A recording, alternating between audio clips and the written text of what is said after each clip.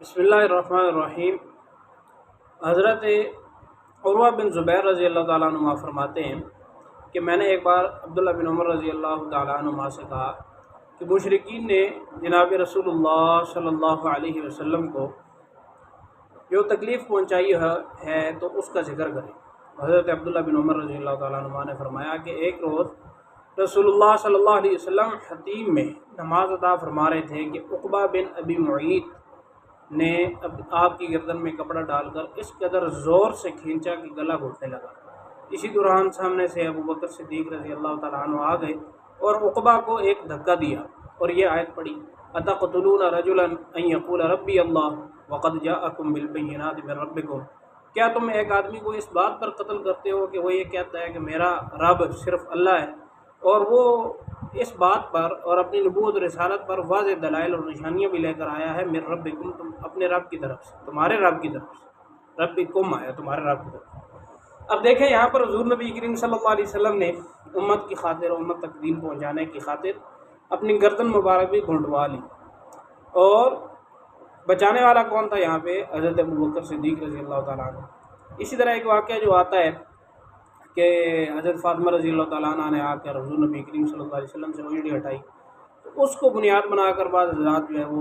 وہ سخت الفاظ بولتے ہیں کہ باقی صحابہ اس کو کر کے ادھر گئے تھے یا باقی لوگ اس کو کر کے ادھر گئے تھے وغیرہ وغیرہ۔ تو یہاں پر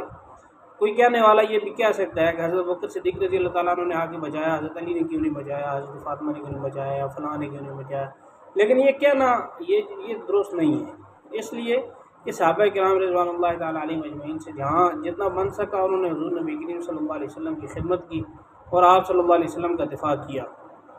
تو جب حضرت بکر صدیق رضی اللہ تعالیٰ عنہ نے حضور نبی کریم صلی اللہ علیہ وسلم کا دفاع کیا تو روایت میں آتا ہے کہ فکفوا عن رسول اللہ صلی اللہ علیہ وسلم، انہوں نے رسول اللہ صلی اللہ علیہ وسلم کو چھوڑ دیا، واقبلوا علی ابی بکر، اور وہ ابو بکر رضی اللہ تعالیٰ عنہ کی طرف متوجہ ہو گئے، ان پر پل پڑے، یضربونہ، ان کو وہ مارتے تھے۔ تو مسند ابی اعلیٰ اور مسند بازار میں حضرت انس رضی اللہ تعالیٰ عنہ سے صحیح سند کے ساتھ مروی ہے کہ ایک دفعہ قریش نے آپ صلی اللہ علیہ وسلم کو اس قدر مارا کہ آپ صلی اللہ علیہ وسلم بے ہوش ہو گئے۔ حضرت ابو بکر رضی اللہ تعالیٰ عنہ میعاد کے لیے آئے تو کفار آپ صلی اللہ علیہ وسلم کو چھوڑ کر حضرت ابو بکر صدیق رضی اللہ تعالیٰ عنہ کو لے پڑ گئے، اور حضرت اسماء بنت ابی بکر رضی اللہ تعالیٰ عنہ فرماتی ہیں کہ کفار نے میرے والد محترم حضرت ابو بکر صدیق رضی اللہ تعالیٰ عنہ کو اس قدر مارا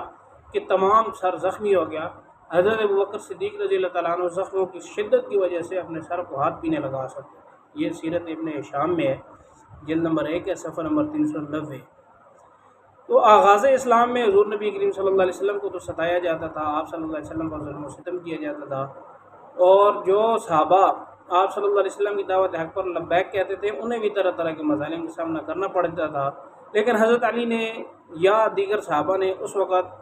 لوٹ کر جواب نہیں دیا سوائے دفاع کے، کہ اپنے آپ سے ان لوگوں کو دور کیا، کیونکہ اس وقت تک ابھی تک جہاد کا حکم نہیں آیا تھا۔ اس وجہ سے نہ حضرت علی پر اعتراض بنتا ہے، نہ کسی دوسرے صحابی پر بنتا ہے۔ ہاں، جہاد کا حکم آنے کے بعد اگر کسی نے دفاع نہ کیا ہو اور قدرت ہونے کے باوجود آپ صلی اللہ علیہ وسلم سے تکلیف کو دور نہ کیا تو ان پر تو بنتا ہے اعتراض۔ یہ تو ویسے ایک بیچ میں بات آ گئی۔ بہرحال تو حضور نبی کریم صلی اللہ علیہ وسلم کی قربانیوں کا ذکر ہو رہا ہے کہ آپ صلی اللہ علیہ وسلم اتنی عظیم شخصیت کی جن کے لیے یہ کائنات بنائی گئی ہے، ان کی گردن مبارک کو گھونٹا گیا ہے، کس کی خاطر؟ اسلام کی خاطر، تاکہ یہ اسلام ہم تک پہنچے۔ بالخصوص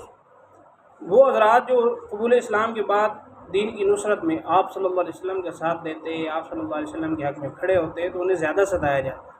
لیکن آپ صلی اللہ علیہ وسلم نے جیسے امت کی خاطر سب مظالم برداشت کیے، ایسے ہی آپ صلی اللہ علیہ وسلم کے جانثاروں نے بھی بے مثال وفا پیش کی ہے۔ اللہ تعالیٰ ان وفاؤں کے بدلے میں ہمیں بھی وفا کرنے اور حق غلامی ادا کرنے کی توفیق عطا فرمائے۔